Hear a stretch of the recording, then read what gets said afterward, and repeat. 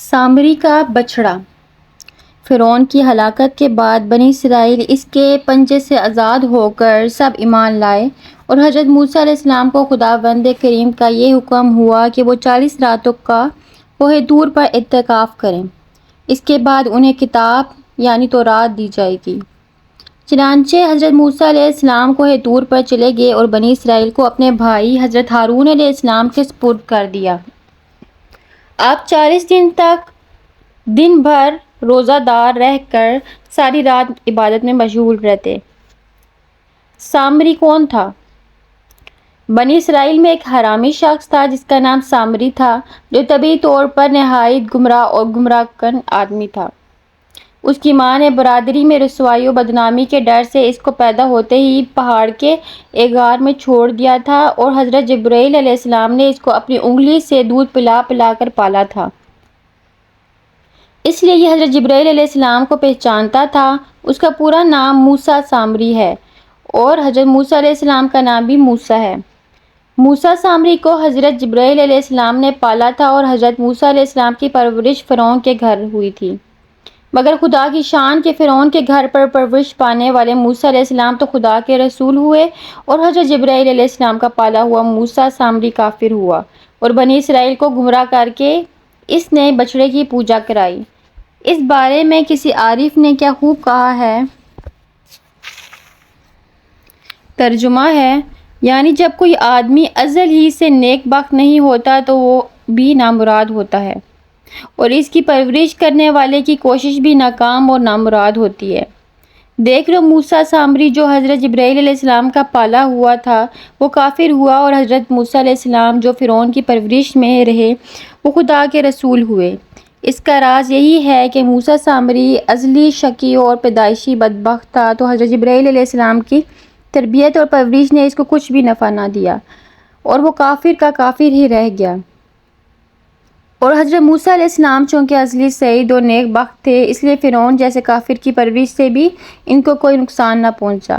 جن دنوں حضرت موسیٰ علیہ السلام کوہ طور پر معتکف تھے، سامری نے آپ کی غیر موجودگی کو غنیمت جانا اور یہ فتنہ برپا کر دیا کہ اس نے بنی اسرائیل کے سونے چاندی کے زیورات کو مانگ کر پگھلایا اور اس سے ایک بچڑا بنایا، اور حضرت جبرائیل علیہ السلام کے گھوڑے کے قدموں کی خاک جو اس کے پاس محفوظ تھی، اس نے وہ خاک بچڑے کے منہ میں ڈال دی تو وہ بچڑا بولنے لگا۔ پھر سامری نے بنی اسرائیل سے یہ کہا کہ اے میری قوم، حضرت موسیٰ علیہ السلام کوہ طور پر خدا عز و جل کے دیدار کے لیے تشریف لے گئے ہیں، حالانکہ تمہارا خدا تو یہی بچڑا ہے، لہٰذا تم لوگ اس کی عبادت کرو۔ سامری کی اس تقریر نے بنی اسرائیل کو گمراہ کر دیا، اور 12,000 آدمیوں کے سوا ساری قوم نے چاندی سونے کے بچڑے کو بولتا دیکھ کر اس کو خدا مان لیا، اور اس کے آگے سربسجود ہو کر اس بچڑے کو پوجنے لگے۔ چنانچہ خداوند قدوس کا ارشاد ہے، سورۃ الاعراف کی آیت کا ترجمہ بیان کرتی ہوں۔ اور موسیٰ کے بعد اس کی قوم اپنے زیوروں سے ایک بچڑا بنا بیٹھی، بے جان کا دھڑ گائے کی طرح آواز کرتا۔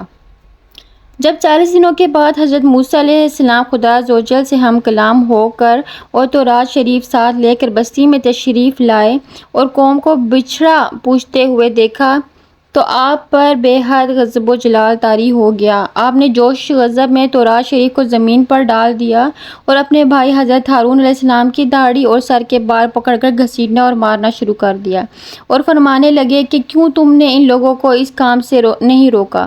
حضرت ہارون علیہ السلام معذرت کرنے لگے، جیسا کہ قرآن مجید میں ہے۔ سورۃ الاعراف کی ایک آیت کا ترجمہ بیان کر رہی ہوں۔ اس کا ترجمہ ہے، کہا اے میرے ماں جائے، قوم نے مجھے کمزور سمجھا اور قریب تھا کہ مجھے مار ڈالیں، تو مجھ پر دشمنوں کو نہ ہنسا اور مجھے ظالموں میں نہ ملا۔ حضرت ہارون علیہ السلام کی معذرت سن کر حضرت موسیٰ علیہ السلام کا غصہ ٹھنڈا پڑ گیا۔ اس کے بعد آپ نے اپنے بھائی حضرت ہارون علیہ السلام کے لیے رحمت اور مغفرت کی دعا فرمائی۔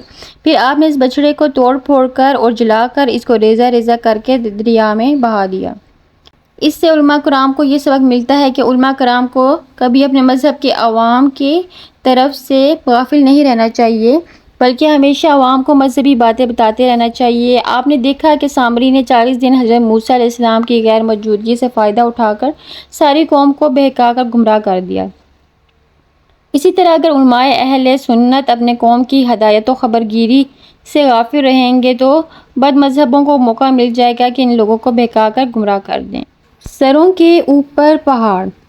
جب حضرت موسیٰ علیہ السلام نے تورات شریف کے احکام پڑھ کر بنی اسرائیل کو سنائے اور فرمایا کہ تم لوگ اس پر عمل کرو، جب بنی اسرائیل نے تورات شریف کے احکام کو سنا تو ایک دم انہوں نے ان احکام کو قبول کرنے سے انکار کر دیا۔ اس سرکشی پر اللہ تعالیٰ کا یہ غضب نازل ہوا کہ ناگہاں تو کوہ طور جڑ سے اکھڑ کر ہوا میں اڑتا ہوا بنی اسرائیل کے سروں کے اوپر ہوا میں مہلک ہو گیا، جو 3 میل لمبی اور 3 میل چوڑی زمین میں ڈیرے ڈالے ہوئے مقیم تھے۔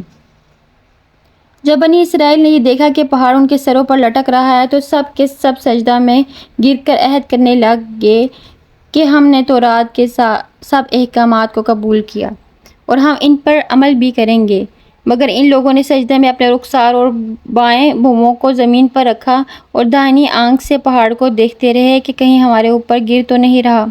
یہی وجہ ہے کہ اب بھی یہودی اسی طرح سجدہ کرتے ہیں کہ بایاں رخسار اور بایاں بھوؤں زمین پر رکھتے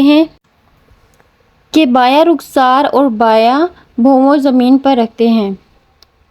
بہرحال بنی اسرائیل نے جب توبہ کر لی اور تورات کے احکام پر عمل کرنے کا عہد کر لیا تو پھر یہ پہاڑ اڑ کر اپنی جگہ پر چلا گیا۔